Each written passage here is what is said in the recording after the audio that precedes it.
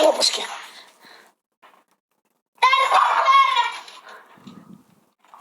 Все, ладно. Эта собака у нас так... Милейшее существо превращается в монстра, когда дело касается